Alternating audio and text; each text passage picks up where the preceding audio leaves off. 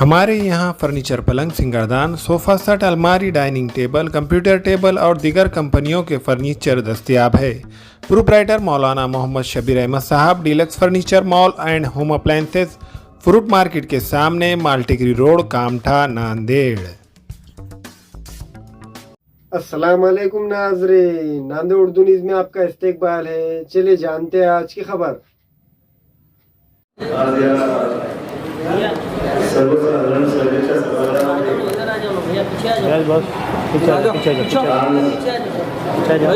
महानगरपालिकेच्या वतीने होणाऱ्या माझ्या अभिष्ट चिंतनाच्या वाढदिवसाच्या निमित्तानं या ठिकाणी जो सत्ता सोहळा महापौरांच्या निमंत्रणावरून मला या ठिकाणी बोलण्यात आलं दुयोगा,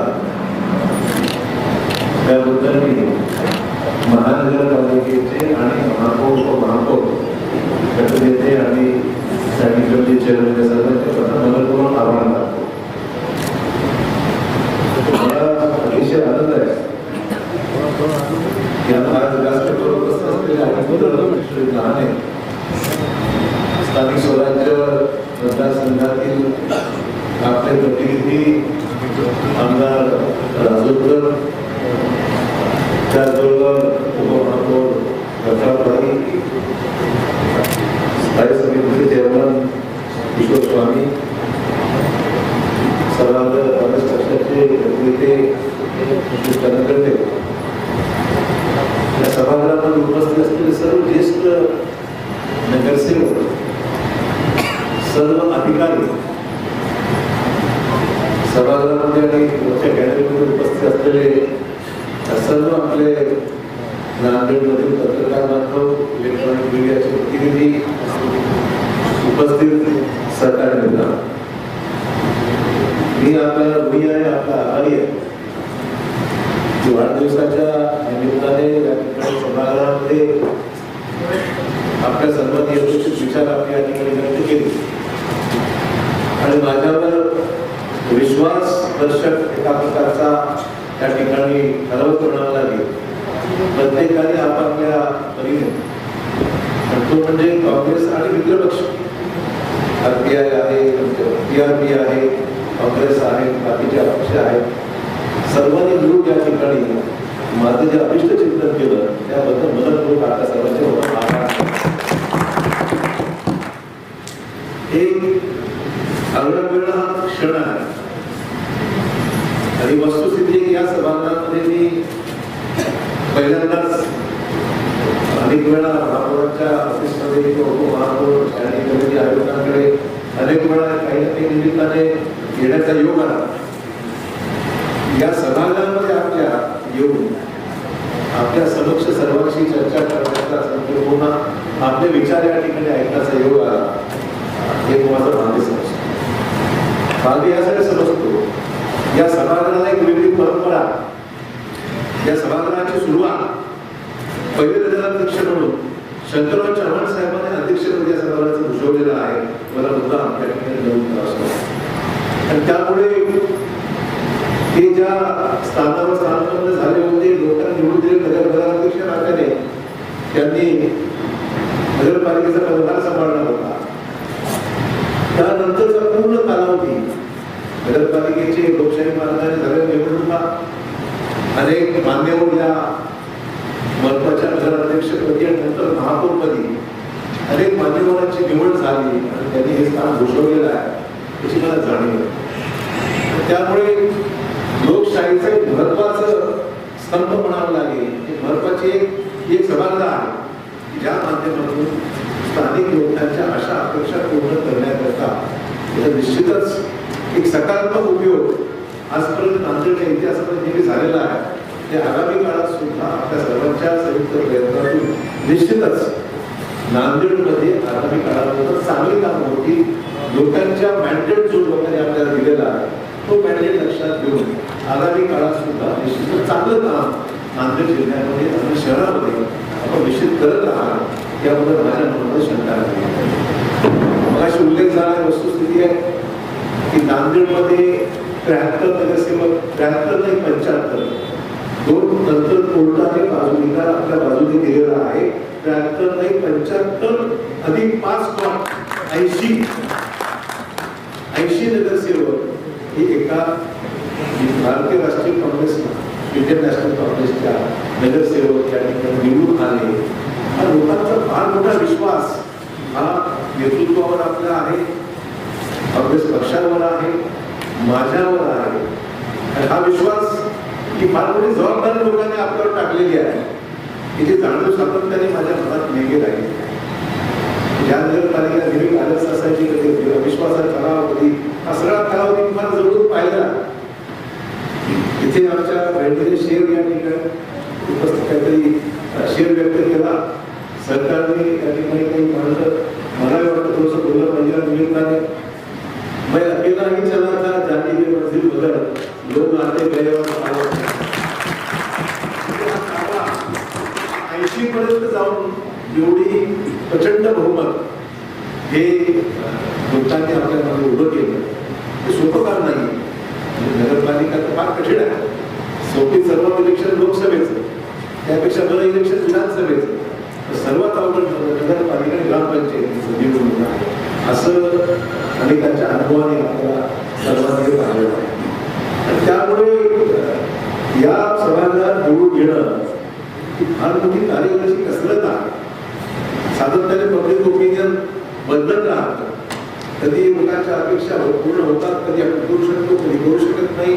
अनेक कारणास्तव लोकांची कधी नाराजी असते, कधी लोक आपल्या बरोबर राहतात. पक्षाचं पसंतीला 5 वर्षापूर्वी आपल्यावर प्रचंड विश्वास या ठिकाणी लोकांनी व्यक्त केला. फार मोठी जमेची बाजू आहे असं माझं मत आहे. त्यामुळे त्याला सार्थक असंच काम आपण सर्वांनी गेल्या 5 वर्षामध्ये केलं असं आपल्या भागामध्ये. आगामी काळात सुद्धा आपण सर्व आपल्याला मित्रपक्ष मिळून निश्चित आगामी काळामध्ये चांगलं काम करण्याची ग्वाही नांदेडच्या जनतेला आपण दिली आहे, देत राहू. मला लोकांना सांगितलं.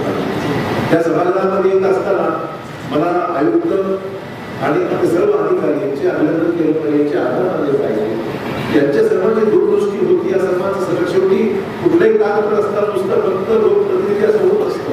लोकप्रतिनिधी आणि अधिकारी यांच्यात उत्तम समन्वय हे ज्यावेळेस होतं त्यावेळेस कुठलंही काम राज्यामध्ये काम करा किंवा देशात काम करा किंवा जिल्ह्यात काम करा, समन्वय जर प्रशासनामध्ये आणि आपल्या लोक चांगला असेल तर काम नेहमी चांगलं होत असतं. आणि त्याकरता अधिकाऱ्यांना शिवाय दिला याला मी विश्वास ठेवला नाही. मी चांगलं करून काम करून घेऊ शकतो की हा गेल्या 40 वर्षाच्या माझ्या राजकीय अनुभवातून पाहिलेला आहे. आणि त्यामुळे मला अनुभव आहे की चांगल्या पद्धतीने वाढ शेवटी तोही मनुष्याचा आपण लोकप्रतिनिधी आहोत. एकमेकाच्या मान सन्मान राखून जर काम केलं मला खात्री आहे काही अवघड असं वाटतं. ठीक आहे, आता अनेक वेळा अनेक गोष्टी घडत राहतात, गोष्टी सरकारी होत राहतात, येत राहतात, आपण छापत राहतात, वाचतो योग्य असेल दर्शक राहतो, अयोग्य असेल सोडून देतो. म्हणजे थोडी बातम्या आमच्या पेपरमध्ये दिल्या तरी आमचे नाराजी नाही, थोडी आम्हाला घेऊन दिलं तरी नाराजी नाही. हे आता गेल्या 50 वर्षाची सवय झालेली आहे. याचा अर्थ आम्ही तुमची नाराज असं नाही आहे. तुम्ही तुमचं काम करत राहता, यांचं काम करत राहता. त्याच्यामुळे कधी कधी खंड उडले असेल काही, परंतु मला वाटतं की हा सर्व एक लोकशाहीचा भाग आहे. पत्रकार, लोकप्रतिनिधी, अधिकारी सर्वांच्या समन्वयात नांदेडमध्ये जे काही घडलेलं आहे हे सर्वांच्या समन्वयातून चांगलं काहीतरी घडावं अशाच प्रकारचा प्रामाणिक प्रयत्न आम्हा सर्वांना निश्चित राहिलेला आहे. नांदेड शहरामध्ये गेल्या अनेक वर्षात चांगली कामं झाली, कामं भरपूर झाली. म्हणजे मला कल्पना आहे की ही तुमची टर्म संपल्यानंतर तुमचा जाहीरनामा आणि केलेली कामं पूर्ण करायला लोक तयार असतात. मागचं जाहीरनामा असं पाहत असतात किंवा काय केलं काय नाही जाणलं पाहिजे. आयुक्त त्याच्यावर मला भेटते तर पहिला तर काम हेच आहे आपलं जाहीरनामा. त्या जाहीरनाम्याच्या अनुषंगाने पुढचा प्लॅन तुमचा आखला गेला पाहिजे. आणि महत्वाची आहे की त्यातली बरीचशी पूर्तता चांगल्या पद्धतीने शहरामध्ये अनेक म्हणतो की काही कामं मोजायला बघतोय, पण जी काही कामं झाली भरपूर कामं झाली. पण चिंतेची बाब जरूर ही आहे की शासनावर अवलंबून राहण्याची वेळ ही दिवसेंदिवस वाढत चाललेली आहे. आणि मोठी चिंतेची आहे. लोकशाही सरकार कोणाचं असो, महापालिका कुठल्याही पक्षाचा हा विषयच नाही. शासनावर अवलंबून राहण्याची जी काही आता थोडीशी पद्धत सुरू झाली, पद्धत म्हणण्यापेक्षा जी अवस्था निर्माण झालेली आहे. नगरपालिका जबाबदार याला एक महापालिका असं म्हणणार नाही, परंतु निधी कमी झाला तुम्हाला जो आयोगाकडून निधी उपलब्ध झाला पाहिजे तो कमी होते, ग्रँट्स तुमच्या कमी होते, हेल्मेटचे पैसे कमी झाले, ग्रँट्स कमी झाले आणि लहान नगरपालिकांना पैसे जास्त मिळण्याच्या ऐवजी लहान नगरपालिकेला पैसे कमी दिले जातात आणि मोठ्या महानगरपालिकेला पैसे जास्त देतात. आपल्या काळामध्ये मागच्या काळामध्ये मोठ्या महानगरपालिकेला पैसे कमी असायचे कारण ते उत्पन्नाची साधन होती आहे आणि लहान महानगरपालिका महानगरपालिकेला उत्पन्नाच्या साधनं कमी आहे आणि म्हणून त्यांना ग्रांट्स अधिक दिल्या पाहिजे हे धोरण सरकारचं कुठे राहिलेलं आहे. आता थोडंसं रिव्हर्स ट्रेंड सुरू झालेला आहे, त्यामुळे सरकारवर अवलंबून जायची जी काही वेळ आलेली आहे तिच्याबद्दल कुठेतरी प्रशासनाने विचार प्रसारण केला पाहिजे की महानगरपालिकेचं उत्पन्न वाढावं आणि मग शासनाकडून ठीक आहे काही पैसे मिळाले ठीक आहे, नाही मिळाले ठीक आहे, आपल्या सर्वांच्या उत्पन्नातूनच शहराच्या विकास करण्याकरता काही आपण चांगलं करता आलं त्याचा कुठेतरी दीर्घकालीन विचार आपण सर्वांनी केलं पाहिजे असं माझं पण स्वतःचं निश्चित होतं. कारण की शहराचा विकास हा पैशावर अवलंबून, पैशाशिवाय का होत नाही, पैसा लागतो, पैसा मिळाल्याशिवाय कामाला गती मिळत नाही, वस्तुस्थिती आहे. त्यामुळे आपण म्हणल्याप्रमाणे जवळपास 750 कोटी 150 कोटी महानगरपालिका विकास होतो, तर सार्वजनिक बांधकाम विभागातून जवळपास 700 कोटी रुपये सगळे 250 कोटीच्या आसपास निधी मध्ये शहराला ती गेल्या 2.5 वर्षांमध्ये प्राप्त करून ती कामं बऱ्याच ठिकाणी सुरू आहेत, काही कामाला स्थगिती आहे, स्थगितीचे विरोध कोर्टात गेलो आहोत, ठीक आहे. त्यानुसार राजकीय परिस्थिती बदलते, भूमिका मी नेहमी मांडलेली आहे, समाजाला सुद्धा मांडलेली आहे आणि मुख्यमंत्र्यांना विद्यमान मुख्यमंत्र्यांनाही बोललेलं आहे, उपमुख्यमंत्र्यांनाही बोललेलं आहे. पण त्या सत्ता कोणाची आहे, सत्ता निरंतर बदलणारी, आज आहे उद्या नाही, उद्या आहे परवा नाही, ती बदलणारी एक प्रक्रिया आहे. लोकशाहीमध्ये या गोष्टी घडत असतात, पण विकासाची कामं थांबता कामा नये आणि विकासात निरंतर पुढे गेला पाहिजे, त्यामुळे पुढे झाली पाहिजे. कारण हा दिलेला पैसा अनंतर किती वाढतात, एस्केलेशन होतं, कॉस्ट वाढते, मग अशा परिस्थितीमध्ये शहराचं नुकसान कशाला करायचं. आपण ठीक आहे राजकीय मतभेद म्हणण्यापेक्षा वैचारिक मतभेद, पक्षीय मतभेद आणि मतभेद वैचारिक असले व्यक्ती असं काही कारण वैचारिक होऊ शकतात.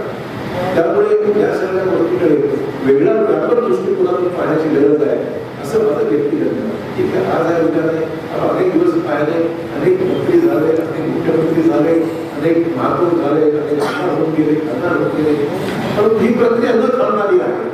लोकशाहीमध्ये गोष्टी घडत असतात, पण त्यासाठी काही आपण जिल्ह्यातली कामं आजपर्यंतच्या इतिहासामध्ये ती थांबली नव्हती.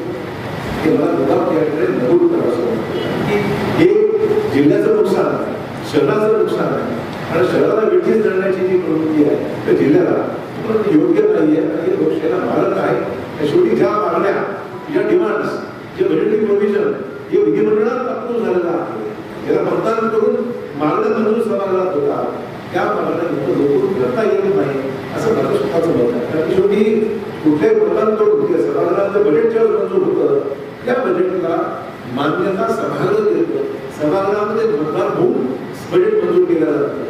जे बजेट सभागृहाने मंजूर केलेलं आहे त्या बजेटला रोखण्याची प्रक्रिया लोकशाहीच्या दृष्टीने घातक आहे असं मला स्वतः. शेवटी लोकांनी पास केलेलं बजेट आहे, त्यामुळे एवढं त्या निमित्ताने मला बघायचं आहे. आव्हानं मोठी आहे. नगरपालिकेच्या नगरसेवकांना मी शुभेच्छा देतो, सर्वांना शुभेच्छा देतो. लोकांसमोर कुठल्या एका पक्षाचा विषय नाही, विरोधी पक्ष देखील जास्त बरं झालं असं काही भेटता असताना म्हणजे विरोधी पक्ष सर्वांना दिसत नाही, चौकशी करून नाही असते तर काही त्यांची प्रशासन आम्ही केली असती, त्याचे मला काही वेगळी भूमिका नाही. शेवटी लोकांना मनाई निवडून दिला आहे, त्यामुळे विरोधी पक्ष संख्याबळ नाही असो, विरोधी पक्षाचे सहकारी आमचे नांदेड शहरातले नांदेडचे नाही, त्याच्यामुळे त्यांच्याविषयी काही व्यक्तिगत रोष आमचा व्यवसाय नाही आहे. ते जरी असते तर बरं वाटत असता, त्यांच्याशी यूज करता असं त्यांच्याशी भेट घेता आली असती, त्यांच्याशी दिवाळीच्या निमित्ताने चहा घेता आला त्यांच्यासमोर वाटलं ठीक आहे, ते बोलून त्यांच्या घरी जाऊ आमच्या घरी बोलू काहीच अर्थ नाही. त्यामुळे मी आपल्या सर्वांना दिवाळीच्या शुभेच्छा देतो. आता 31 तारखेला हा कार्यकाळ आमचा नगरपालिकेच्या सदस्यांना संपणार आहे मला जाणीव आहे, पण 31 नंतर सुद्धा लोकांचे प्रतिनिधी म्हणून आपण येऊन इथे काम करून घेतली पाहिजे. आम्ही करणार आहोत, तुम्हाला मुद्दाम सांगितलं पाहिजे. आमची टर्म संपली आमची टर्म 2 वर्ष आहे, चिंता करू नका. म्हणजे मी गरज पडत आयुक्तांची जाऊन भेटेल सगळ्यांना ते काम करा, शेवटी लोकशाही आहे. त्यामुळे तुमचा कार्यकाळ जरी संपला तर तुम्हाला घेऊन तुमची कामं करून देण्याकरता आयुक्तांकडे जायला तयार आहे, मला मुद्दाम सांगितलं पाहिजे. आणि आयुक्त सुद्धा कामं सरळ कामं केलीच पाहिजे.